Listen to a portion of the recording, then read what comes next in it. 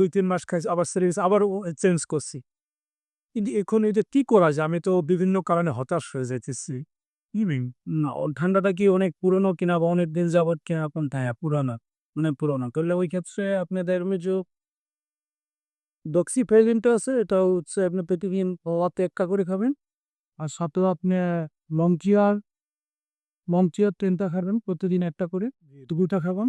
আর রোগ প্রতিরোধ ক্ষমতা বৃদ্ধির জন্যে আপনি ভিটামিন ডি 3 টা খাবেন। ওইটা খাইলে মনে করেন শরীরটা সবসময় একটু গরম থাকবে।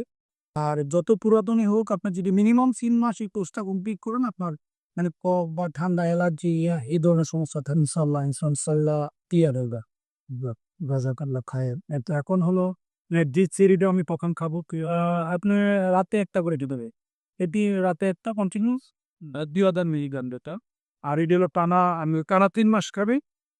যেখানে সমস্যা আমি এতটি বলতে পারি না, আল্লাহ 100% শুন কাদি যার খাল্লা কবিজ ইনশাল্লাহ। ঠিক আছে, ধন্যবাদ আপনাকে।